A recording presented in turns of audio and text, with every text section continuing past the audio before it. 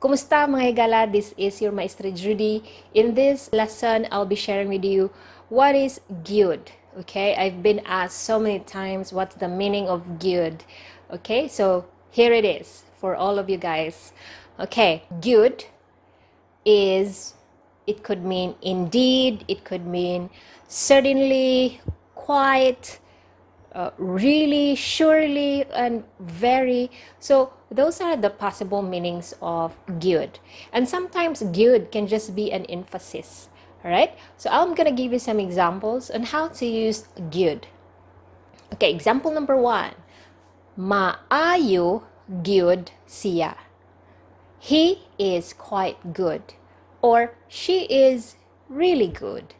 Maayo is good. I'm sure a lot of you have heard the word maayo. Okay, that is very common in our basic greetings. This word, the maayo word. Okay, maayo means good. And then gyud here, in the context of this sentence, in this phrase, it means quiet, good, really good. Okay, when you say maayo gyud, that means you approve about the performance, how this person is doing in his work. So maayo gyud.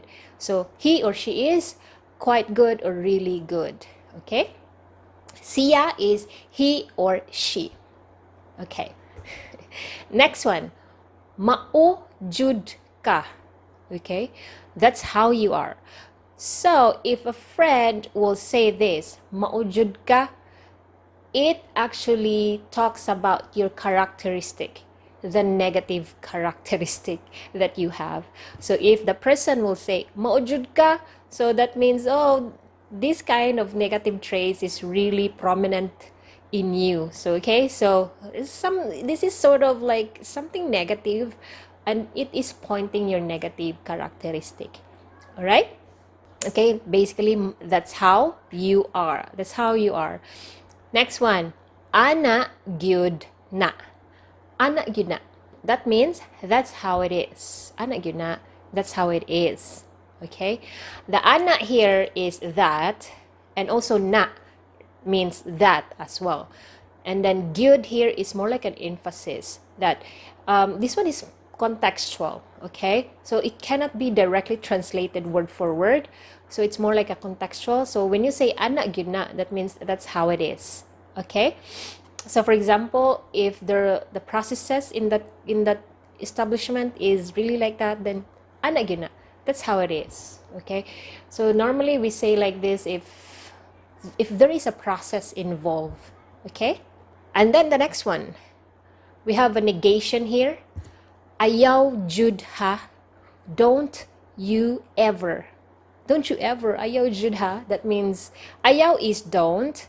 And then the jud here is more like an emphasis here. And then the ha, since this is ayaw jud ha, it is like a command form.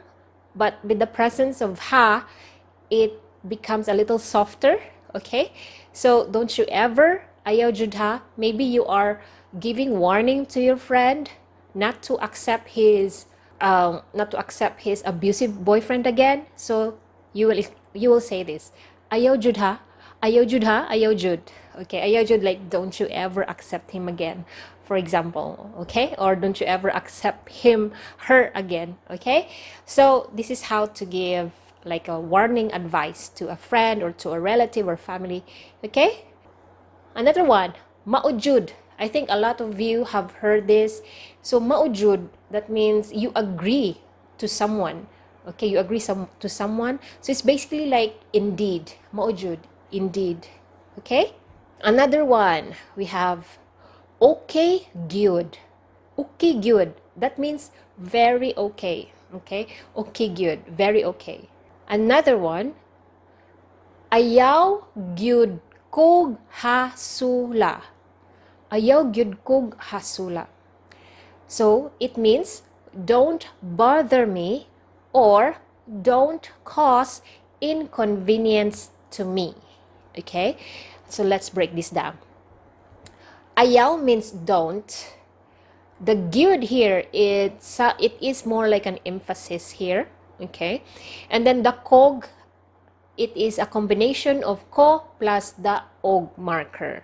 Okay, so it becomes kog. Alright?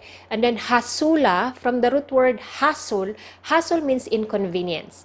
Hasula means to cause inconvenience. Okay? So hasula, so don't cause inconvenience to me or don't bother me. Ayaw gyud kog hasula. So once there is already gyud in ayaw gyud ko in ayaw kog hasula, you can just omit gyud here.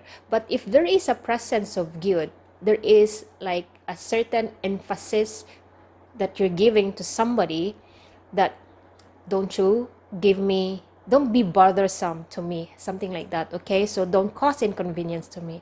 So there is a little bit of emphasis. Okay, if the emphasis is 1 to 3, the emphasis here is up to 2.5 to 3.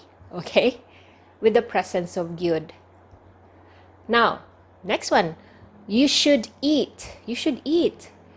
Kaon gyud ha. Kaon gyud ha. Kaon gyud ha. So without the ha here, it's because this one is like a command phrase. So when you say kaon gyud, that means you eat. Okay. With the ha here is like on the softer side. Kaon gyud ha, like don't skip meals. You should eat. Okay. Kaon gyud. Kaon gyud ha. Okay. So it's like reminding that person to do not skip meals, okay, that he or she should eat. Those are the examples that I can share about what is gyud. Okay, there are so many variations to this, different spelling, different way of saying it, and most of the time it's more like an emphasis. Okay, that's all for today, mga higala. I hope you learned something from this video. All right, check out other lessons that are available on the site. I hope to see you in those videos. Daghang salamat, amping, bye!